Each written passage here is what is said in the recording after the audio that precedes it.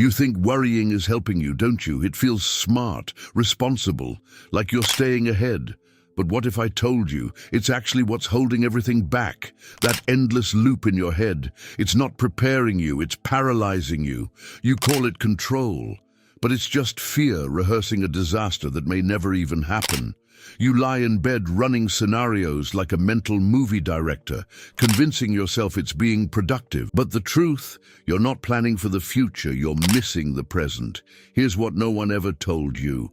Worry doesn't make life go better. Presence does. And when you stop clenching, when you stop chasing peace like a finish line, everything starts to move. Not because life got easier, but because you stopped fighting it. This isn't mindset fluff. This is a quiet shift that flips your entire world without anyone else changing but you. And it all starts the moment you stop believing that worry keeps you safe. So let's talk about what really happens when you stop worrying. 1. The illusion of responsibility. Most people think worrying is the responsible thing to do. It sounds like preparation, like being a grown-up who's got it together. But truth is, most of that noise in the head is just fear with a necktie.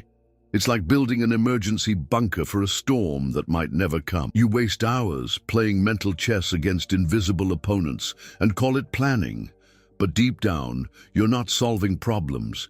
You're feeding them. Ever catch yourself mentally replaying a future conversation that hasn't happened? That's not you being smart. That's just worry trying to earn its keep. You're creating arguments, defenses, explanations, just to feel a bit more in control. But the irony? You never had control to begin with. You're just rehearsing fear in different costumes and calling it safety.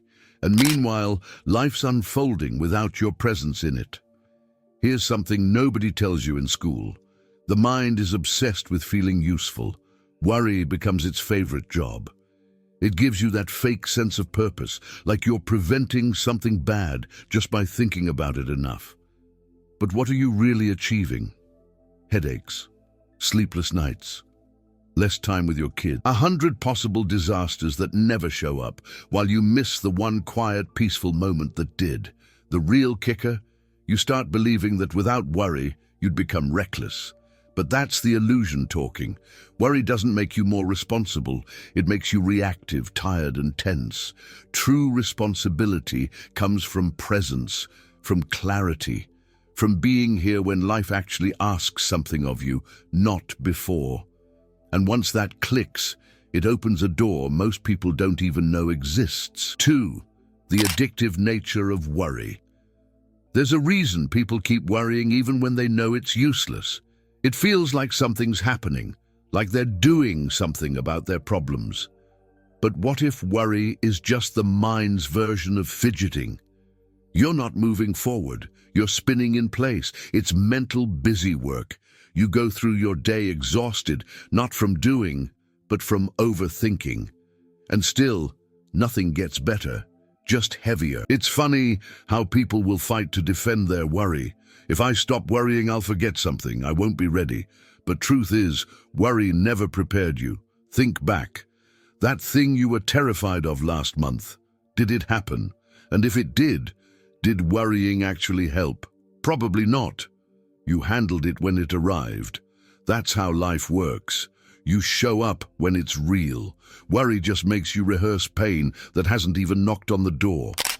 Worry is like junk food for the mind. It gives you a little high, that false sense of control, then crashes you down into anxiety and doubt.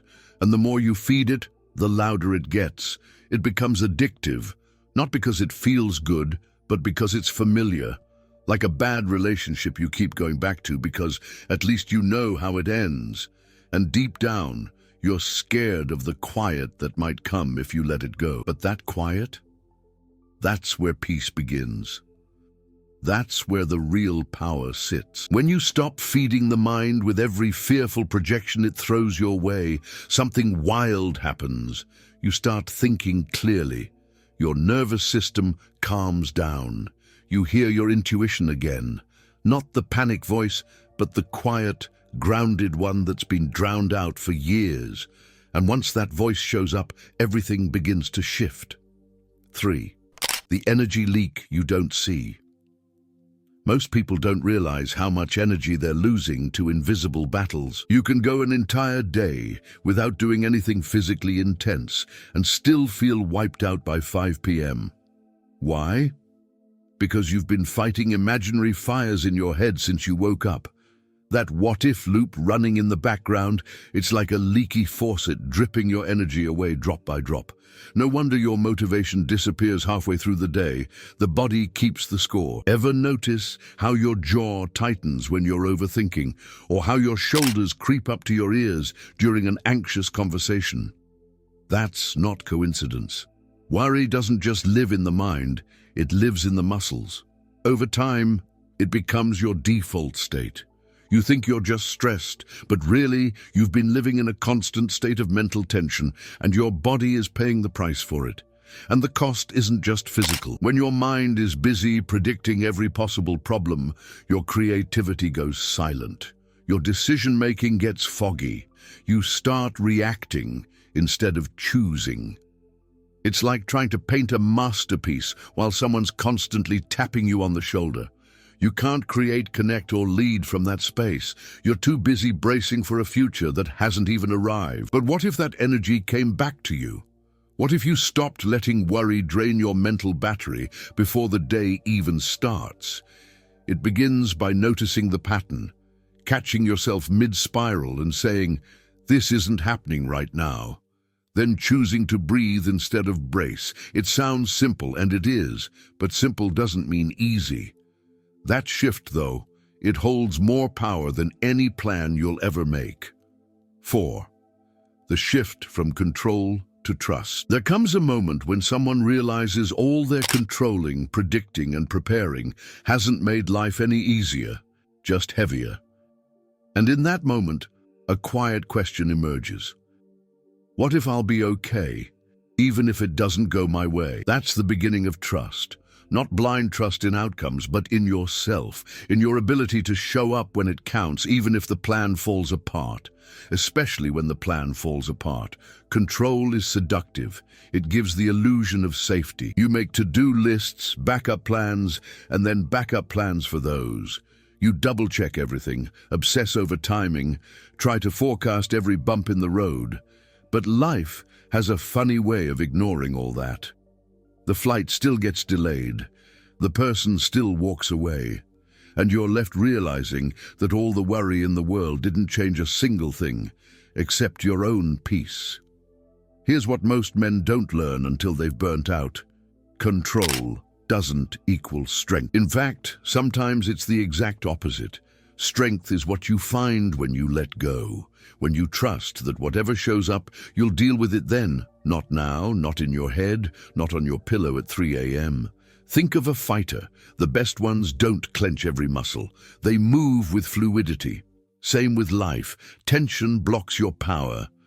Shifting into trust doesn't mean giving up. It means redirecting your energy. Instead of trying to force life to behave, you learn to meet it where it is. You show up with presence, not panic. And slowly you stop living in resistance. You feel lighter, more available. And something unexpected happens when you do that. The problems don't disappear, but they no longer define you. And the need to predict every step, it starts to fade. 5. The power of presence over prediction. The mind loves to run ahead. It wants to solve tomorrow's problems today, just in case. But what happens when you're constantly living 2 steps into the future? You miss what's right in front of you. Presence is what brings you back. It's not about being calm all the time. It's about being available for life as it is, not as your mind fears it will be. And that's where real clarity lives, not in the what-ifs, but in the what is. Think about how often you mentally rehearse a conversation before it happens. You try to say the perfect thing, imagine how the other person will respond, and plan for every possibility. But when the moment arrives, none of it goes how you pictured it. Yet somehow, you still manage. That's the magic of presence. It's not about knowing, it's about showing up. When you're fully present, even mistakes become manageable. Presence doesn't eliminate chaos, it just keeps you from being swallowed by it. Picture this. you're driving through a storm. If your focus is miles ahead, you'll miss the curve right in front of you. But if you stay with the wheel, breath steady, hands grounded, you make it through. Life works the same way. Worry is always trying to predict the storm. Presence learns to drive through it. And once you begin choosing presence, something in you starts to settle. You feel less frantic. Decisions feel clearer. Even difficult moments become more workable. You stop scattering yourself across imaginary timelines, and for the first time in a long time, you feel whole. That wholeness, it's been waiting for you. Not in the future, right here, in this breath. In this moment, you keep skipping over to solve a future you can't touch. 6. How interpretation creates suffering. What if the real problem isn't what's happening, but what you think it means? A message left unread turns into rejection. A quiet afternoon becomes proof you're not doing enough. This is what worry does. It takes neutral events and turns them into stories filled with doubt, fear, and shame. And those stories, they become your reality, not because they're true, but because you never pause to question them.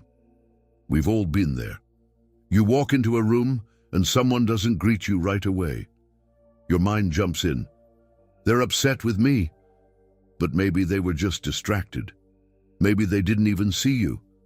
Still, your whole body reacts as if the story were fact. That's the danger of unchecked interpretation. It makes your nervous system respond to threats that don't even exist. You start fighting battles that were never yours to begin with. The truth is, your mind hates gaps. It rushes to fill in the blanks with whatever feels familiar. And if you've lived with worry long enough, fear becomes the default filler. It's like auto-complete for your emotions, always predicting the worst. But here's a simple practice that can help. Next time your mind starts writing a dramatic narrative, ask, what else could this mean? That question alone can diffuse an entire spiral. Interpretation is optional. That's something most people never hear. You don't have to believe the first meaning your mind throws at you. You can pause, you can breathe, you can wait until presence returns before deciding what something means. That space between experience and interpretation, that's where freedom lives. And when you start living from that space, something softens because you're no longer dragging meaning into every moment. You're just meeting it as it is. 7. The truth about real peace. Peace isn't something you earn at the end of a checklist. It's not a prize for having everything sorted or a bonus for figuring life out. Real peace shows up when you stop trying to bend life into your idea of how it should be. It's found in the space where control is surrendered, where you're not holding your breath waiting for calm, but breathing through the chaos anyway. Most men never get taught this because the world told them peace comes after the fight, not during it. Think of how much energy you waste trying to fix things that aren't even broken. You overanalyze that text. You rethink your tone in the meeting. You obsess over what could go wrong with your next move. And in doing that, you put peace on hold. You tell yourself, I'll relax once this is handled. But something new always pops up. That's the trap. Peace isn't after the resolution. It's in the refusal to make your peace depend on the outcome. Imagine sitting in your car in traffic. You can't move any faster, but your mind is racing, cursing, bracing. You're late and the pressure builds. But does all that internal noise help? No, it just tightens your chest. Now imagine breathing, rolling the window down, realizing you'll get there when you get there. Nothing changed, but you did. That's peace, not perfection, just presence without the panic. Peace isn't passive. It's powerful. It means staying centered when everything around you is asking you to spiral. It's the man who keeps his voice steady in an argument, the one who takes a pause instead of lashing out. That kind of peace doesn't collapse under pressure, it anchors you. And when you learn to live from that place, it starts to affect everything. How you love, how you lead, how you live. Even the smallest decisions begin to shift. Not because the world changed, but because you did. 8. You change, and so does the world. Here's something most people don't realize until they're burnt out. When you stop reacting from worry, the world doesn't fall apart. It starts to respond differently. You speak slower, but with more weight. You stop trying to control every variable, and people feel the difference. They stop feeling your anxiety in the room. Your energy becomes cleaner, more grounded. And it's not because life got easier, it's because you finally stopped making it harder. Remember the last time you walked into a space and immediately felt tension? That wasn't logic. It was energy. We broadcast what we carry. When your body is stuck in control mode, worry leaks through your tone, your eyes, your posture. But the moment you drop into presence, the whole room feels it. You're no longer negotiating with reality. You're meeting it. And people trust you more when you're not trying so hard. Most men are chasing outcomes they don't even enjoy when they arrive. Why? Because they've been living as a reaction, not a response. Worry made all their moves for them.